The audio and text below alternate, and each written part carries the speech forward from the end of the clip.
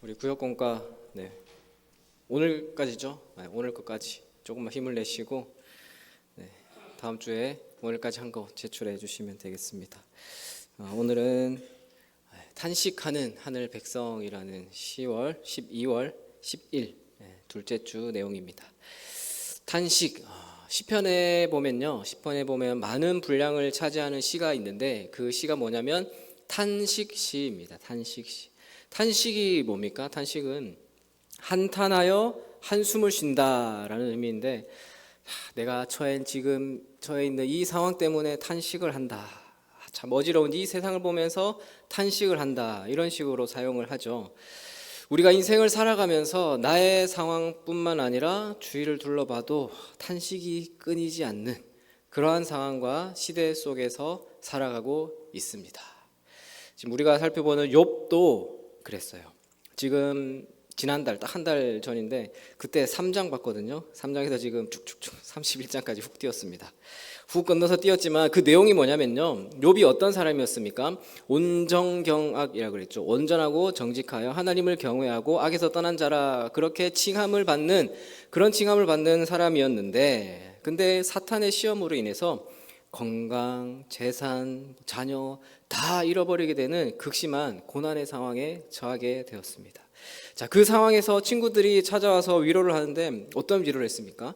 너 지금 고난에 처해 있지? 그거 다 너 죄 때문이야. 인과응보 몰라? 혹시 생각해보라. 너의 죄가 있어서 그런 거 아니냐? 잘 생각해 보아라. 라는 그 얘기를 하고 또 욥의 그 주고받는 말이 쭉 이어져 오고 있었습니다. 그 상황에서 욥은요, 하나님을 배신한 적도, 또 이웃을 배척하거나 또 이웃으로부터 착취한 적도 없었습니다. 경건하게 살고도 오히려 죄인 취급을 받으면서 고통 속에 있는 현실이 너무 억울한 그 욥의 마음을 지금 탄식하면서 하나님께 매달리고 하나님께 호소하고 있는 것이죠. 자, 그럼 오늘 질문과 함께 또 내용을 살펴보겠습니다. 1번에 보시면 욥이 경건하고 의롭게 살아온 삶을 들려주며 결백을 주장합니다. 욥은 삶 속에서 어떻게 경건을 유지해 왔습니까? 욥의 경건한 삶을 24절에서 28절까지 알 수 있습니다. 우리 24절부터 우리 함께 또 읽어보겠습니다. 만일 내가 내 소망을 금에다 두고 순금에게 너는 내 의뢰하는 바라 하였다면, 만일 재물의 풍부함과 손으로 얻은 것이 많음으로 기뻐하였다면, 만일 해가 빛남과 달이 밝게 뜬 것을 보고 내 마음이 슬며시 유혹되어 내 손에 입맞추었다면, 그것도 재판에 회부할 죄악이니 내가 그리하였으면 위에 계신 하나님을 속이는 것이리라. 자, 24절, 25절. 24, 25절의 내용이 뭐냐면요, 내 소망을, 욥이 하는 얘기죠. 내 소망을 금에다 두고 순금에게 두지 않았다. 그러니까 금이나 순금에게 물질적인 것에 소망을 두지 않았다. 그렇게 소망을 두지 않았고, 또 이후에 26절에서 28절까지는 해, 달, 별과 같은 해, 달 이런 우상에 미혹되어서 하나님을 배신한 적도 없었다. 이렇게 물질적인 것에 소망을 두지 않았고 또 우상에 미혹되지 않는 그런 경건을 유지해 왔습니다. 욥은 내가 하나님과 사람 앞에 잘못한 게 없는데 왜 이런 징벌을 받아야 하는가라고 하소연을 하고 있습니다. 그리고 하나님께서 나의 의로움을 판단해 주시기를 바라고 있습니다. 참, 이런 욥의 태도를 보면서 죄도 없고 잘못한 것이 없으니까 당당한 그것을 넘어서 오히려 뻔뻔하고 교만하고도 볼 수도 있지만, 중요한 것은요, 욥은 다른 사람으로부터가 아니고요, 사람으로부터 인정받은 게 아니고 하나님께 의롭다고 인정받고 있다는 사실입니다. 그렇기 때문에 욥이 자기가 지금 경건하다고 의롭다고 자신만만한 거는요, 내가 의로우니까 이거를 떠벌리고 자랑하고 그렇게 믿는 구석이 있어서 그렇게 당당한 게 아니라요, 현재 이해되지 않는 고난에 대해서 이렇게 아픔을 토로하고 있는 그 과정이라고 볼 수 있습니다. 24, 25절에서 큰 부자임에도 불구하고 나는 재물을 의지하지 않았다, 그런 고백을 하고, 아무리 그 큰 번영을 누리면서도 오직 하나님을 의지했다라는 것을 고백하는 내용입니다. 또 아까 해, 달 이런 이교 사상에 빠지지도 않고 하나님만 경배하고 우상을 숭배하지 않는 그런 삶을 고백하고 있는 이런 경건을 유지한 욥의 모습을 볼 수 있습니다. 이어서 2번입니다. 욥은 사람들과의 관계에서 어떤 원칙을 지키며 살아왔습니까? 29절부터도 또 함께 읽어보겠습니다. 29절입니다. 내가 언제 나를 미워하는 자의 멸망을 기뻐하고 그가 재난을 당함으로 즐거워하였던가. 실상은 나는 그가 죽기를 구하는 말로 그의 생명을 저주하여 내 입이 범죄하게 하지 아니하였노라. 내 장막 사람들은 주인의 고기에 배부르지 않은 자가 어디 있느뇨 하지 아니하였는가. 실상은 나그네가 거리에서 자지 아니하도록 나는 행인에게 내 문을 열어 주었노라. 자, 욥이 사람과의 어떤 관계에서 살아왔냐면, 지금 읽은 내용이 무슨 내용이냐면요, 자기를 대적하는 자를, 누가 나를 대적한다고 해서 저주하지 않았다.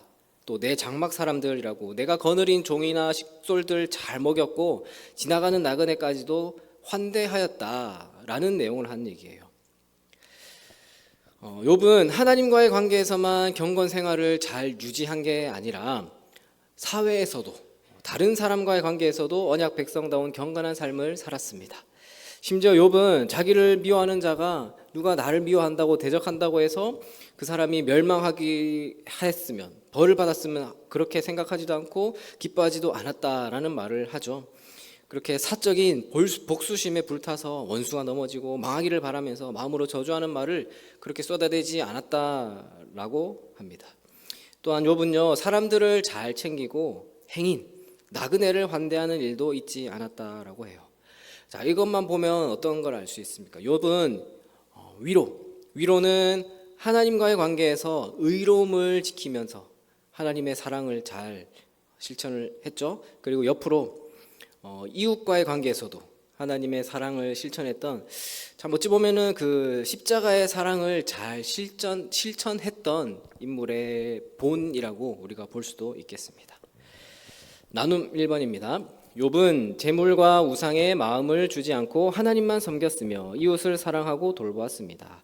욥의 고난은 죄에 대한 징벌일 수 없었습니다. 까닭 모를 고난, 이해할 수 없는 고통을 겪은 적이 있습니까? 그때 심정이 어떠했는지, 그 시기를 어떻게 지났는지 이야기해 봅시다 라고 하고 있는데요, 참 요즘 고난 없고 안 힘든 사람이 없잖아요. 참 모두에게 각자의 고난이 있고 다 힘듭니다.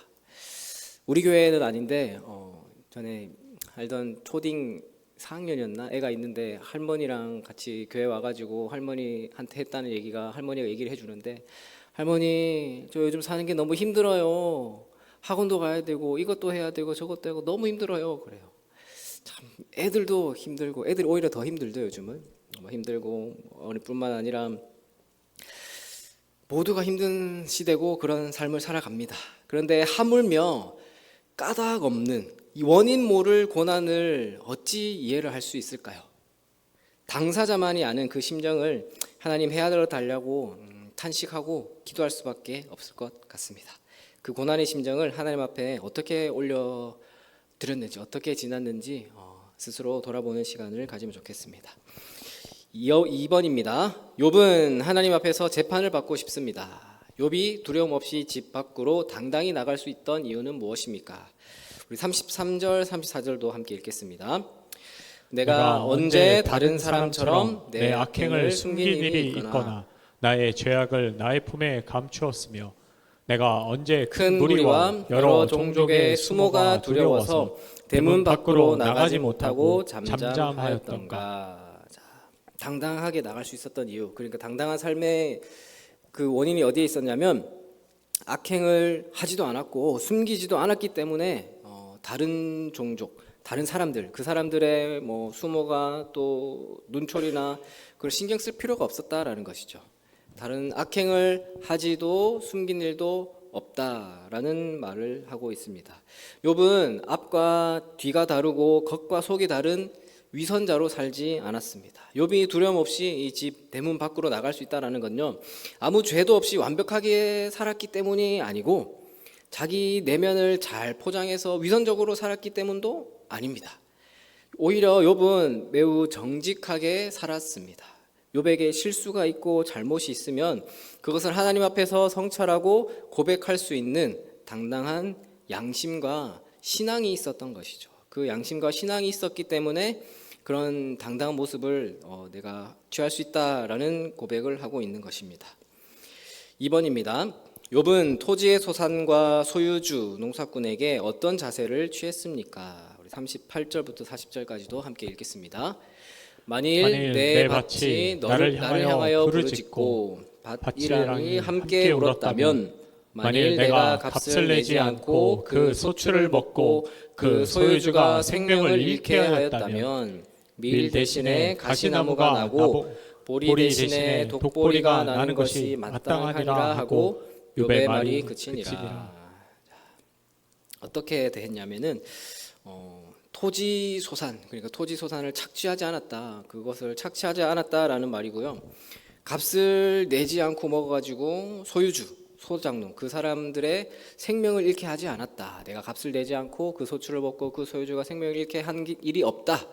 그렇게 정직하게 잘 대해줬다라는 그 자세를 취했다는 것을 보여주는 겁니다.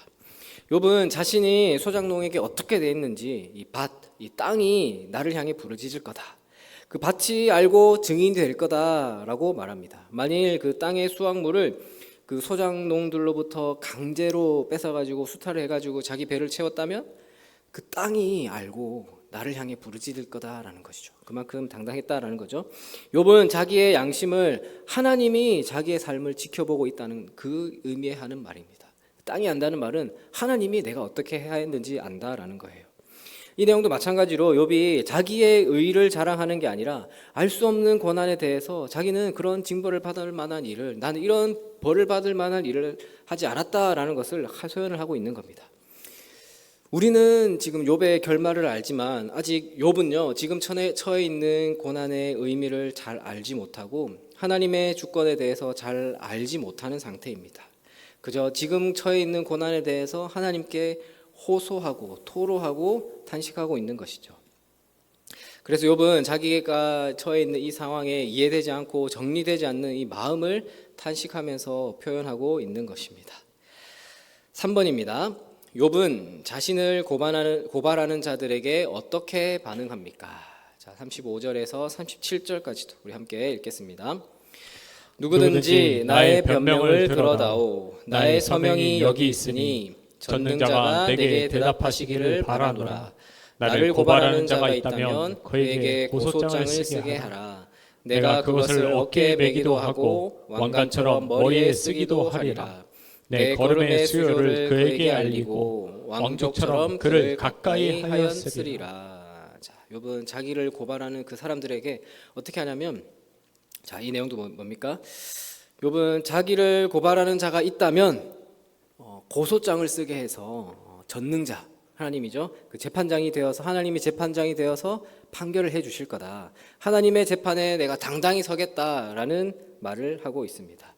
이 앞에 31장에 보면요, 31장 4절에서 그가 내 길을 살피지 아니하시느냐, 내 걸음을 다 세지 아니하시느냐라고 얘기했거든요. 그러니까 내 모든 것을 아시고 살피는 하나님께서 내 억울함을 판단해 주십시오, 항소를 하는 겁니다. 교만하게 하나님 앞에까지 자기 의로움을 자랑하는 게 아니라요, 자신을 고발하는 그 사람들, 친구들의 고발에 하나님으로부터 판단받고 싶어하는 것이죠. 이해되지 않는 그 고난의 상황 가운데서, 친구들로부터 무시당하며 정죄받는 상황 가운데서 그 친구들의 판단에 나에 달린 게 아니라 하나님께 달려 있다라는 것입니다. 그것도 계속해서 쭉 같은 내용인데요, 마찬가지로 너무 힘들어서 하나님께 판단을 구하면서 탄식하고 있는 것이죠. 자, 이제 나눔 2번입니다. 욥이 세상 앞에 당당할 수 있는 것은 그가 악을 행하거나 악을 은폐하는 삶을 살지 않았기 때문입니다. 부와 권력을 지닌 사람이 아닌 진실한 사람이 당당히 살 수 있습니다. 하나님과 사람들 앞에서 떳떳하기 위해 돌아볼 점이 있다면 나눠봅시다. 네, 세상 앞에 당당하다는 것, 그렇죠? 하나님 앞에 부끄러울 것이 없다라는 겁니다. 세상에서 당당하다는 것은, 떳떳하다는 것은 먼저 하나님께 떳떳해야겠죠. 저희 할아버지가요, 지금도 하고 계시는데, 구멍가게를 하세요. 구멍가게라고 저 어릴 때는 뭐 장난감도 떼다 팔고 하셨는데 주로 모자, 가방, 뭐 생필품 이런 거를 하시는데 그 시장통이거든요. 시장통에 그 작은 점포인데 거기 옆에 상인들 다른 가게들도 많이 있잖아요.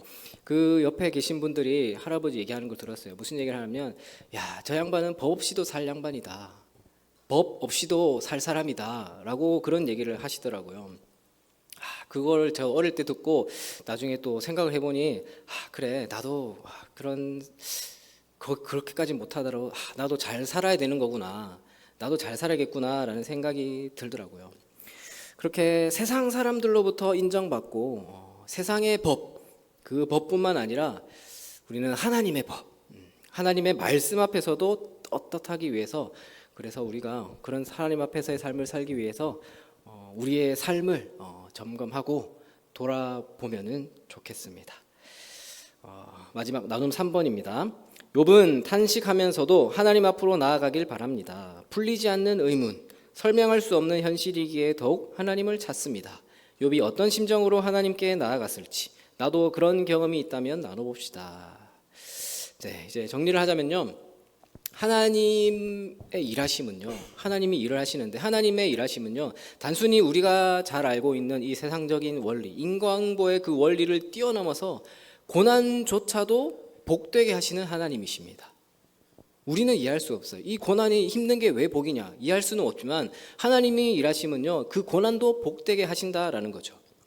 이 땅에서 잘 먹고 잘 살고 잘 나가는 것만이 하나님이 주신 복이라고 생각하는 그 어리석은 우리들의 생각과 그 기대를 뛰어넘어서 하나님의 일하심은 아픔과 고통조차도 그것을 뛰어넘어서 우리 성도들에게는 복이고 유익이 된다라는 사실을 욥기에서 쭉 계속해서 가르치고 있는 내용입니다. 우리는 고통받기를 싫어합니다. 당연히 뭐 고통, 고난, 환난이란 것 좋아할 사람 아무도 없죠. 하나님은 우리가 하나님 믿으니까 하나님은 복 주시는 하나님이고 좋으신 하나님이시고 선하신 하나님이신데, 그렇기 때문에 우리가 하나님 잘 믿으면 고난이 우리 앞에 고난이 어디 있을 소냐, 고난도 없고 환난도 없고 고통도 없을 거라고 그렇게 믿고 생각하며 살아갑니다. 그러나 성도기 때문에 고난을 당할 수밖에 없습니다. 우리는 믿는 자들이기 때문에 고난에 처할 수밖에 없어요. 그래서 우리 성도가 당하는 고난 속에는요, 하나님의 신실하심이 들어 있습니다. 하나님의 자녀들이 겪는 아픔 속에는 하나님의 은혜와 사랑의 손길이 들어 있다라는 것이죠. 우리는 당장은 그것을 몰라요. 지금은 모르죠. 지금 당하는 고난과 고통이 너무 커서 이 하나님의 일하심을 우리가 깨닫지도 보지도 못합니다. 하나님의 일하시는 방식은요, 우리의 이해와 생각을 넘어서 초월하기 때문이죠. 제가 이분들을 직접 알지는 못하는데 건너서 들은 얘기인데요. 젊은 부부가 계셨어요. 초등학생 저학년 키우는 그 젊은 부부가 계셨는데 이분들이 신앙생활을 하지는 않았어요. 본인들은 교회를 다니지 않고 이 애는 옆집에 교회 가니까 같이 보낸 거예요. 그래서 애는 옆집에 교회 갈 때 같이 보냈는데 여름이 되면은 여름 성경 학교 하죠. 뭐 좋은 거 가르치고 한다니까 그래 같이 보냈는데 여름 성경 학교 하다가 물놀이를 했는데 애가 죽었다는 거예요. 참 청천벽력 같은 소리 아닙니까? 그때는 아무 정신이 없어서 모르고 있다가 시간이 지나니까 교회가 원망스러운 거예요. 점점 막 증오심이 생기고 하나님을 저주까지 하게 되는 거죠. 그렇게 하루하루 참 힘든 시간을, 아니 몇 년의 시간까지 그렇게 절망 속에 지내다가 시간이 흘러서요. 시간이 지나고 이 아이 방을 정리를 하는데 그림을 발견했어요. 그림을 발견했는데 어떤 그림의 내용이 있었냐면요. 나의 소원이라고 해서 그림을 그렸는데 어떤 그림을 그려놨냐면 애가 가운데 있고 양옆에 엄마 아빠 손을 잡고 세 식구 가족을 그려가지고 교회로 가고 있는 그림을 그려놓은 거예요. 자, 그래 그거 보면서 또 오열을 하겠죠. 그거 보고 그래 우리 아이 생전 소원이었는데 우리 마지막 소원 지금이라도 교회 한번 가주자라고 그렇게 해서 교회 발걸음을 옮기고, 그러면서 또 시간이 지나서 신앙이 생기니까 이제 그분들이 그때 겪었던 그 고난, 그 아이를 먼저 떠나보냈던 그 상황들을 신앙의 관점으로 돌아보게 되었다라고 하더라고요. 사랑하는 우리 성도 여러분, 하나님은요, 우리의 이해 범위를 넘어서 때로는 하나님이 일하시는 게 맞나? 아니, 하나님이 존재하시는가라는 그런 의문이 들 때가 있습니다. 그러나 분명한 것은요, 하나님은 쉬지 않고 일하고 계시고 쉬지 않고 하나님의 백성들의 삶 속에 찾아오셔서 하나님의 성실하시고 선하신 팔로 우리들의 삶을 이끄시고 간섭하고 계신다는 그 사실을 믿으시는 여러분들이 되시기를 바랍니다.